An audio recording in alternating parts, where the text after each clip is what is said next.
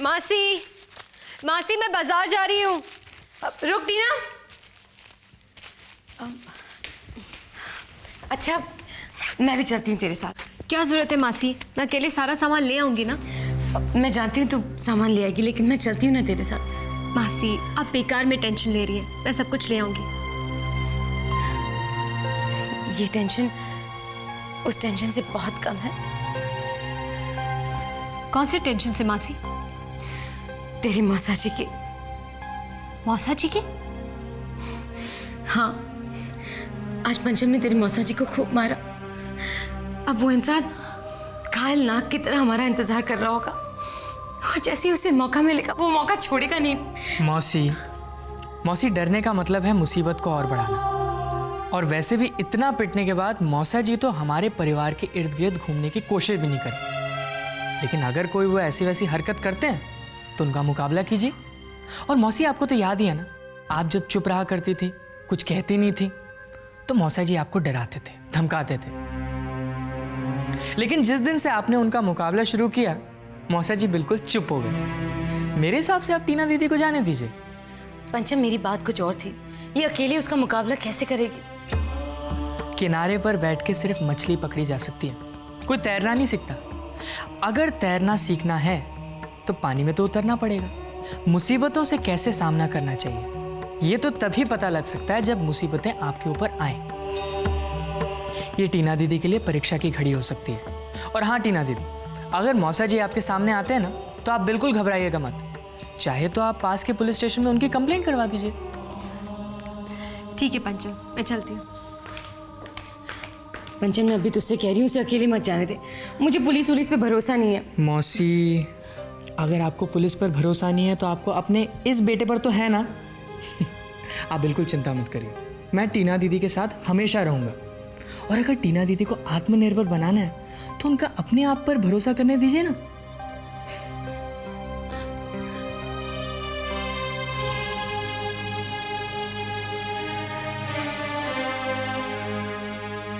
Naresh, that meeting has to be absolutely...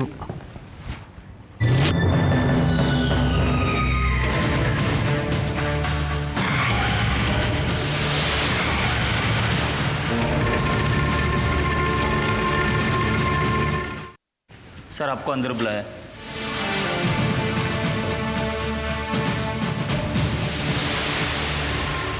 आप लोग बैठिए। अरे आप लोग कहाँ जा रहे हैं?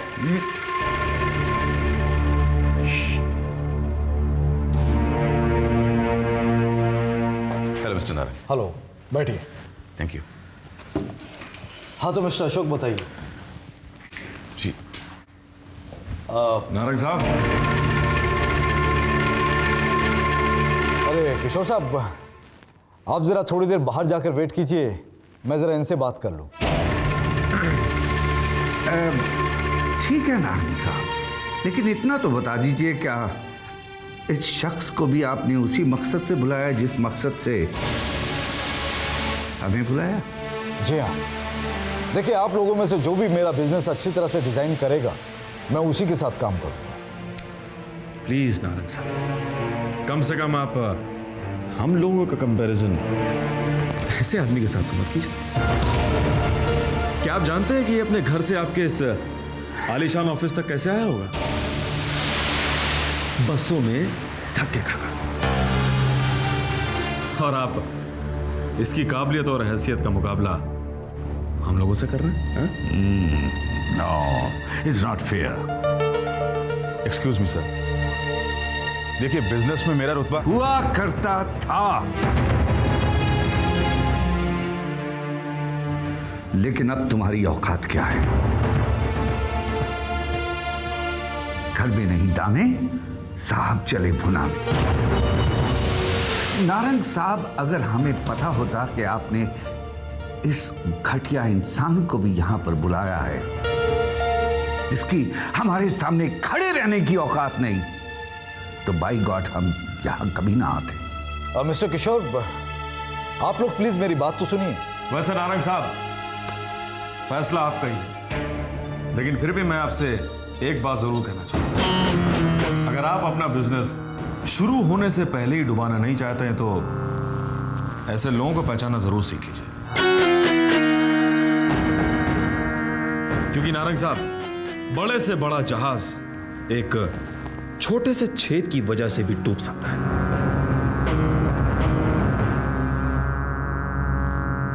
मिस्टर नारंग, आप इनकी बातों पर ध्यान मत दीजिए please. I am sorry mister Ashok.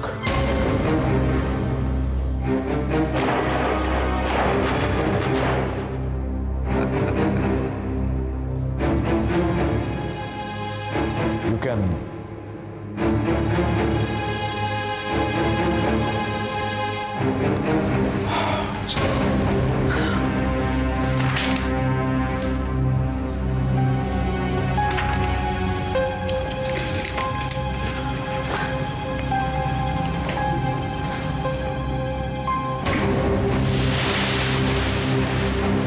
क्यों?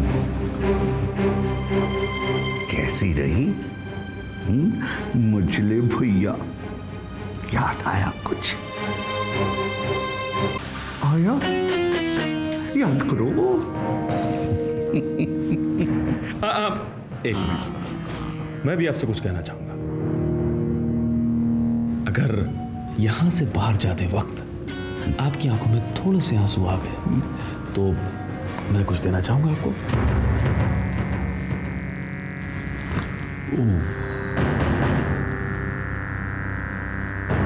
इसे कहते हैं रुतबा। ले लो।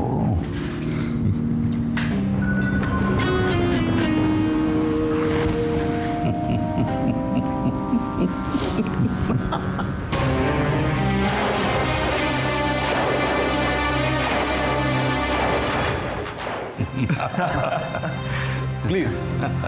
Thank you. हाय। और सुनाइए sir, after long time. Yeah really long time.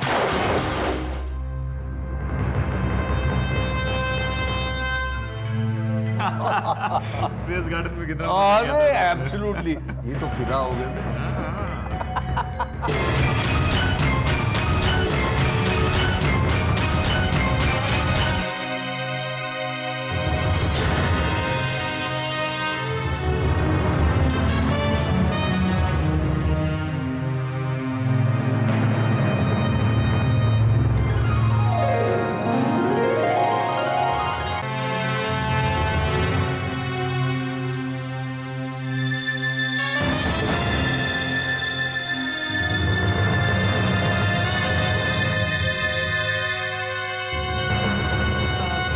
अच्छा गाइस, मैं निकलता हूँ। हाँ, अरे लेकिन इसे क्या हुआ यार, कहाँ जा रही है?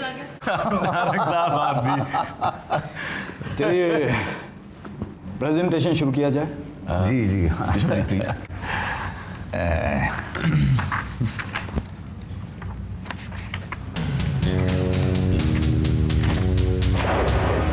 मिस्टर किशोर, प्रेजेंटेशन शुरू कीजिए ना। जी जी वो क्या हुआ किशोर साहब? पता नहीं, पेपर्स तो यहीं थे। किशोर साहब, ये सारे पेपर्स तो ब्लैंक है, ओरिजिनल कहाँ है? पेपर्स तो यही हैं, पता नहीं लग रहा कुछ। प्रेजेंटेशन तो आप ही ने बनाया था, अब कैसी बातें कर रहे हैं? लेकिन बिना पेपर्स के मैं excuse me, do you have any problem? Narang साहब, बात दरअसल ये है कि शायद हम पेपर्स ऑफिस में भूल आए हैं। व्हाट? क्या आप लोग इतनी देर यही बताने के लिए यहाँ पर रुके हुए? माफ करना नारंग साहब, ये सब दरअसल गलती से थोड़ा। नहीं नहीं, गलती आपने नहीं की है, गलती तो मुझसे हुई है जो आप लोगों को यहां बुलाकर मैंने अपना वक्त बर्बाद किया है। आप लोग बिजनेस को मजाक समझते हैं, जो घर से निकलने से पहले रिपोर्ट के पेपर चेक करना जरूरी नहीं समझते। आप लोगों के कहने पर मैंने उस आदमी को बाहर का रास्ता दिखाया जो यहां पर पूरी तैयारी के साथ आया था। मैंने ये सोचा था कि आप लोग उससे ज्यादा काबिल और समझदार होंगे, और आप लोग तो सॉरी, आप लोग जा सकते हैं। क्या कह रहे हैं? No arguments, no arguments. Narang साहब, मिस्टर सिंघानिया, ये तेवर बाहर जाकर दिखाइएगा। ये मेरा ऑफिस है, दरवाजा सामने है, या मैं पीएन को बुलाऊं? तारिक साहब, इसकी कोई जरूरत नहीं। चलिए किशोर जी, चलिए। what the bloody hell? ये फाइल ब्लैंक कैसे हो गई? और ये नरेश कहाँ मर गया? गाड़ी लेके अभी तक आया क्यों नहीं? क्या हुआ ताऊ जी? तुम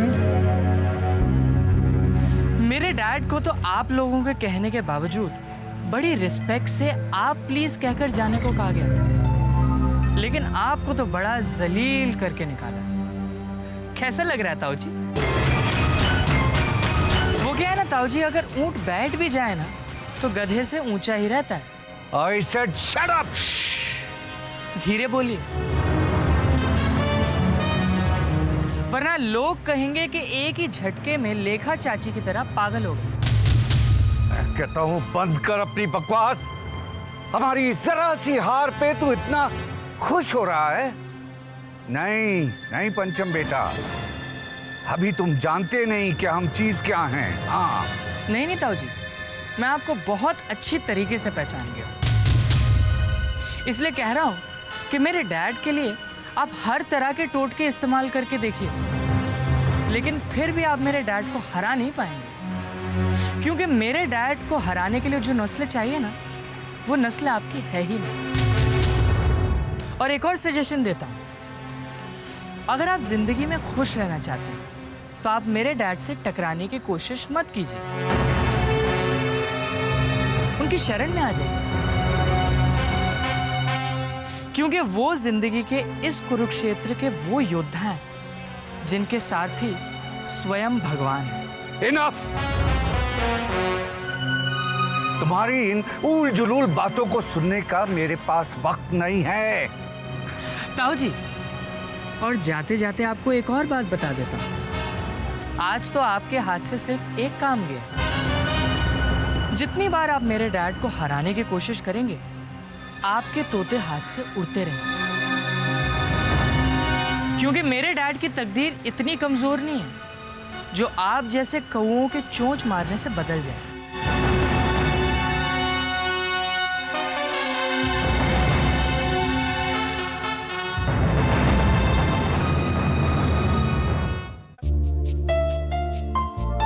May I come in, sir? Yes, come in.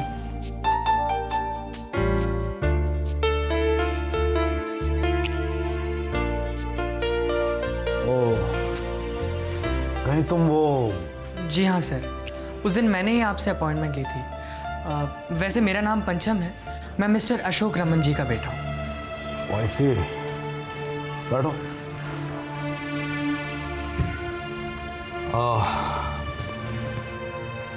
I am sorry young man, मैं उन्हें।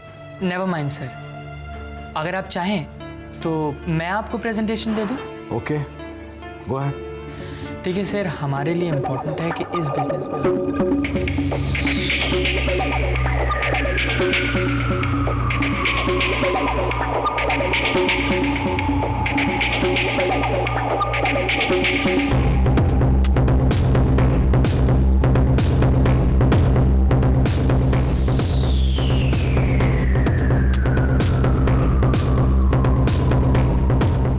Good, it's very good.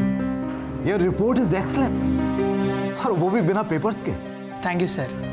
ये रिपोर्ट्स मेरे डैड ने प्रिपेयर की थी। ये डैड की काबिलियत है जो आप मुझ में देख रहे हैं। पंचम, क्या मैं तुम्हारे डैडी से दोबारा मिल सकता हूँ? सॉरी सर, मेरे डैड एक खुददार इंसान है, अब वो आपसे आकर नहीं मिलेंगे।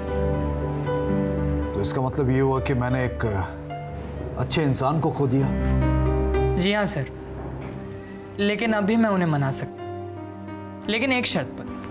देखो पंचम, मैं एक बिजनेसमैन हूं, जहां मेरा फायदा होगा मैं वो जरूर करूंगा। सर, मैं आपको सक्सेस की गारंटी भी दे सकता हूं, क्योंकि इंडियन मार्केट में मेरे डैड का नाम ही सक्सेस की गारंटी है।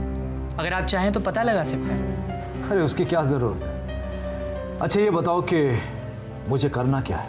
आपको डैड को सॉरी बोलना होगा और उन्हें बिजनेस पार्टनरशिप देनी होगी। पार्टनरशिप? यस सर, सोच लीजिए। अगर आपको इंक्वायरी करवानी है तो आप इंक्वायरी भी करवा लीजिए। जब आप सेटिस्फाइड हो जाएं तो आप मुझे फ़ोन कर लीजिएगा, ठीक है? Thank you.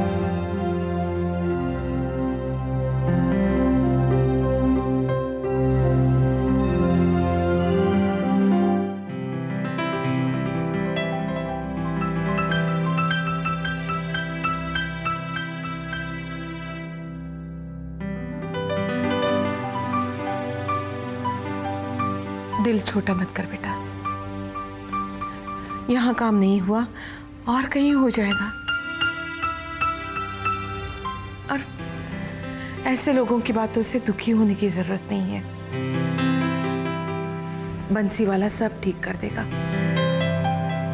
हाँ जीजा जी, माँ जी बिल्कुल ठीक कह रही हैं। जब एक रास्ता बंद हो जाता है तो कई रास्ते खुल जाते हैं।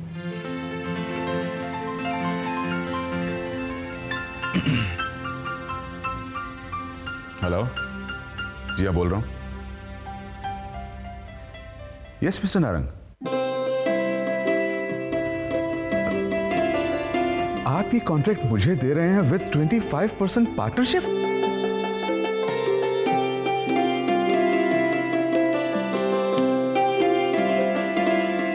मिस्टर नारंग, सॉरी बोलकर मुझे शर्मिंदा क्यों कर रहे हैं आप? इसमें आपकी क्या गलती थी? जी thank you very much, thank you. Mister Narang, एक बात बताइए, आप मुझे ये कॉन्ट्रैक्ट कैसे दे रहे हैं जबकि आपने तो मेरा प्रेजेंटेशन भी नहीं देखा? जी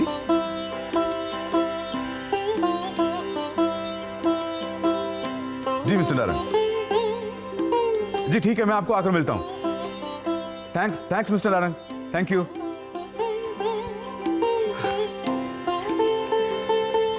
मैंने कहा था ना, बंसी वाला सब ठीक कर देगा। बंसी वाले का तो साथ है ही है मां।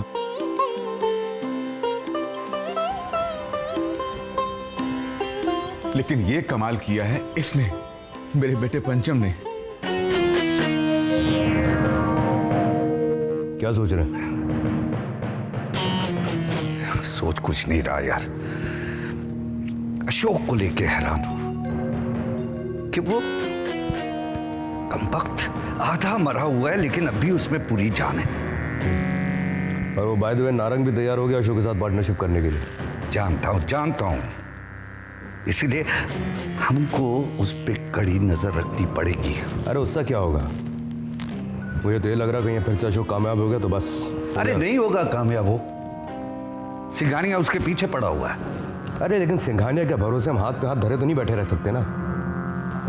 आई अश्योर यू कि ये पार्टनरशिप आगे नहीं बढ़ेगी। बस दी एंड है इसका। वो कहावत तूने सुनी है कि जंगल का शेर चाहे जितना मर्जी वो महारथी हो, लेकिन 12 जंगली कुत्ते उसका शिकार कर लेते हैं। अशोक के साथ भी यही होने वाला है।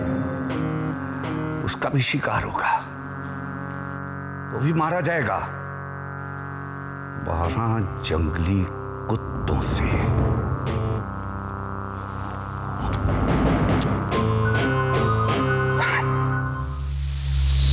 विनाश काले विपरीत बुद्धि।